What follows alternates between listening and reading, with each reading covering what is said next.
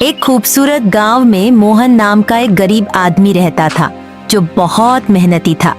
एक दिन मोहन खेतों में काम कर रहा था कि तभी खेत का मालिक आता है और गुस्से में उसे काम से निकाल देता है।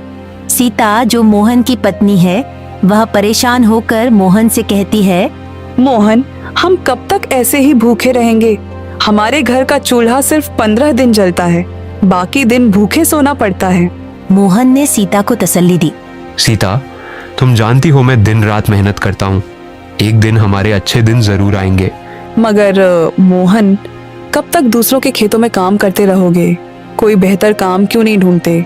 मुझे सोना चांदी नहीं चाहिए, बस इतना चाहती हूँ कि हमें 2 वक्त का खाना मिल सके। मोहन ने वादा किया। ठीक है सीता, आज से मैं कोई और काम ढूंढने निकलूंगा। मोहन ने वादा किया। मोहन परेशान होकर घर से बाहर निकल गया और गांव भर घूमकर काम ढूंढा, मगर कहीं भी काम नहीं मिला।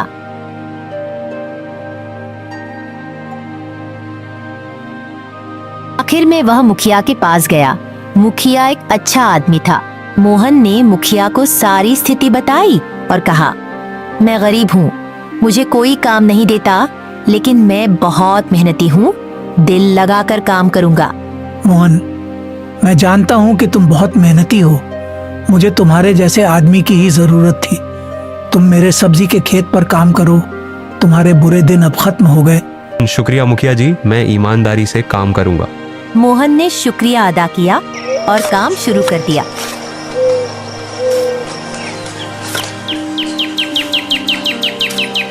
एक दिन काम के बाद मोहन बहुत भूखा था। उसने सुना था कि राजन का ढाबा बहुत मशहूर है। गया और बोला, भाई मुझे तूर दाल, देसी घी वाली रोटी और चावल दे दो, बहुत भूख लग रही है।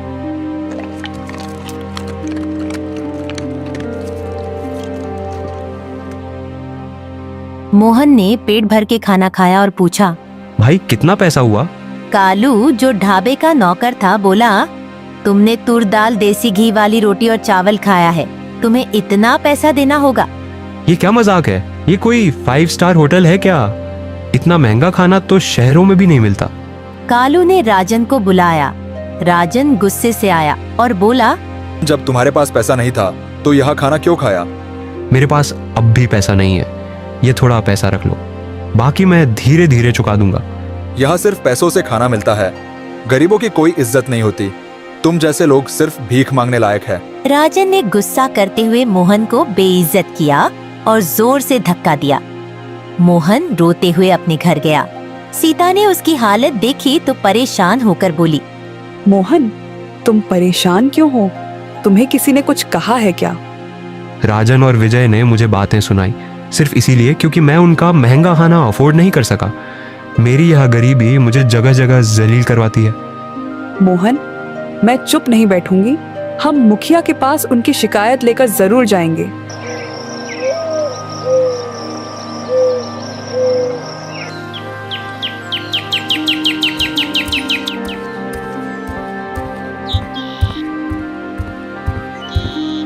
अगली सुबह मोहन और सीता मुखिया के पास गए और सारी बात बताई। मुखिया जी, राजन और विजय ने मेरी इंसल्ट की, सबके सामने बहुत बातें सुनाई हैं मुझे। मोहन, गलती तुम्हारी है। जब पैसा नहीं था तो ढाबे में क्यों गए? मुखिया जी, पैसा न होने का मतलब ये नहीं कि किसी को बेइज्जत किया जाए। वो लोग सिर्फ पैसा मांगते तो बात और थी, मगर उन्होंने मोहन की इज्जत उछाल दी। ठीक है, मैं राजन से बात करूंगा। मगर मोहन समझ गया कि मुखिया भी राजन का साथी है। मोहन ने गुस्से से कहा, मैं राजन और विजय से बदला जरूर लूंगा।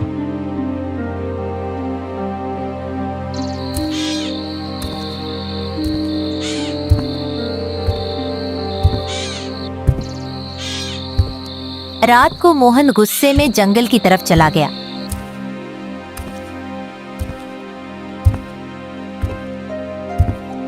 वहाँ एक अजनबी आदमी मिला जो बोला, मैं तुम्हें बहुत देर से देख रहा हूँ। तुम्हारे चेहरे से लगता है कि तुमने कुछ नहीं खाया। उस आदमी ने एक प्लेट रखी जिसमें मोहन की पसंद का खाना था, मगर मोहन ने मना कर दिया। भाई, मैं बिना पैसों के तुम्हारा खाना नहीं खा सकता। मेरे पास तुम्हें देने के लिए कुछ नहीं है। उस आदमी ने मुस्कुराकर कहा, मैं तुमसे पैसा नहीं मांग रहा, पहले खाना खाओ फिर बताओ क्या बात है। मोहन ने खाना खाया और सारी कहानी सुनाई। फिर उस आदमी ने कहा, मैं तुम्हारी मदद करूंगा। यह एक जादू की थाली है। इसके सामने जो भी खाने का नाम लोगे वह इसमें आ जाएगा। मगर याद रखना, अगर तुम एक प्लेट का 10 रुपये से ज्यादा पैसा लोगे तो यह जादू खत्म हो जाएगा। शुक्रिया भाई, यह तो एक चमत्कार है। मोहन ने शुक्रिया अदा किया और घर गया। उसने सीता को सब कुछ बताया।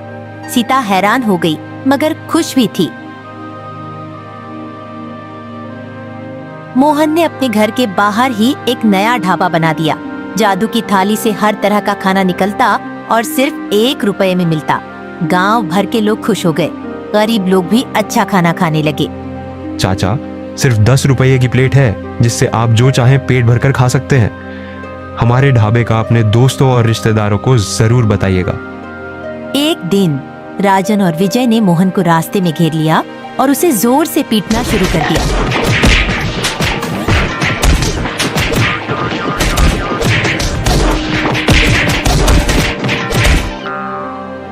दर्द से कराहते हुए मोहन ने सब कुछ बता दिया।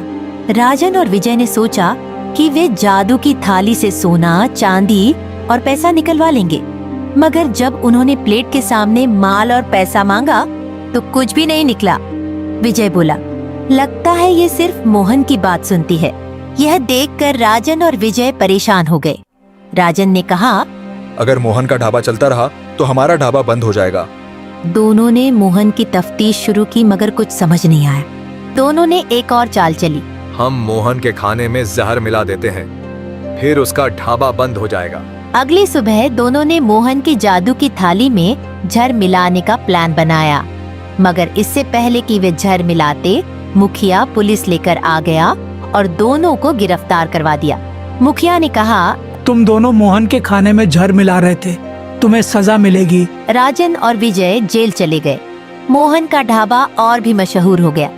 अब हर कोई वहाँ सिर्फ 1 रुपए में पेट भर के खाता था और आज भी मोहन का 1 रुपए वाला ढाबा चल रहा है।